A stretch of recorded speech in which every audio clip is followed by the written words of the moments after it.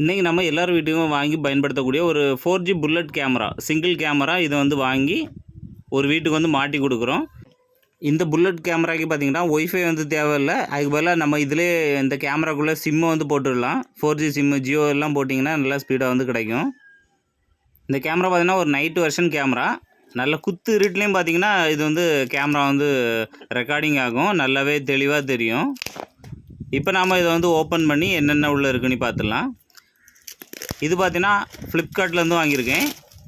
இதோட ப்ரைஸ் பார்த்திங்கன்னா 2600 3800 வரைக்கும் சேல் ஆகுது. உங்களுக்கு லோ பட்ஜெட்டில் வேணும் அப்படின்னா 2600 வாங்குங்க, அதுவே நல்லா தான் இருக்கும்.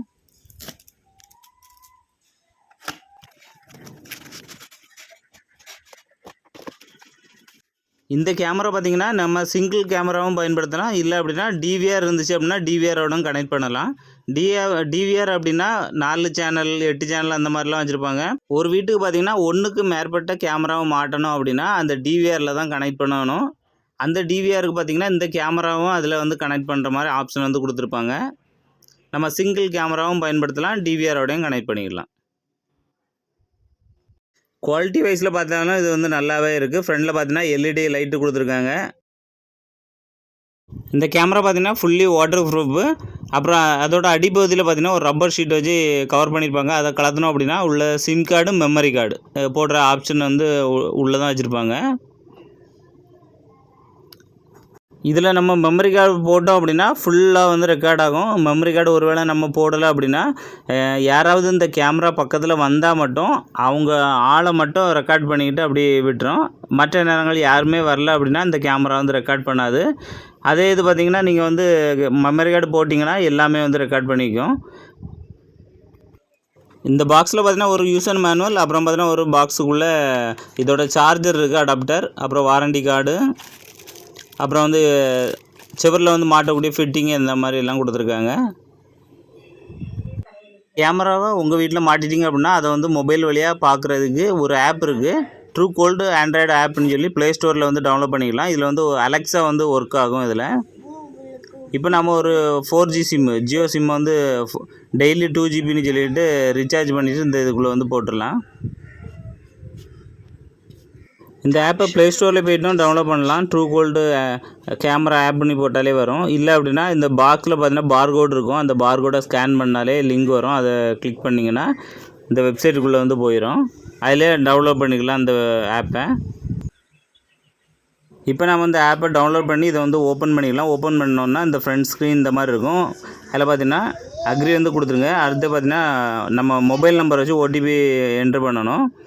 மொபைல் நம்பரை வச்சு பாஸ்வேர்டும் டைப் பண்ணிடுங்க. அப்புறம் வந்து ஒரு ஓடிபி வரும், அதை டைப் பண்ணிங்கன்னா ஃப்ரெண்டில் வந்து ஆட் டிவைஸ்னு வரும். இப்போ நம்ம கேமராவை வந்து இதில் வந்து ஆட் பண்ணணும். அதில் ஒரு பார்கோடு கொடுத்துருப்பாங்க. அதை வந்து இதில் ஸ்கேன் பண்ணால் போதும், இதில் வந்து வந்துடும். கீழே இருக்கு பாருங்கள், ஸ்கேன் டு ஆட் இருக்கும். அதை கிளிக் பண்ணிக்கிட்டு அக்செப்ட் கொடுத்துருங்க. இப்போ வந்து அந்த பார்கோடை ஸ்கேன் பண்ண உடனே இது வந்து நம்ம மொபைலில் வந்து இந்த கேமரா வந்து கனெக்ட் ஆகிரும். பாருங்கள், செட்டு கோடு சக்ஸஸ்ஃபுல்லின்னு வந்துடுச்சு. அவ்வளோதான், கான்ஃபிகரேஷன் பண்ணியாச்சு. இப்போ வந்து ப்ளே பண்ணுங்கள். பாருங்கள் எவ்வளோ கிளாரிட்டியாக இருக்குது பாருங்கள் கேமரா.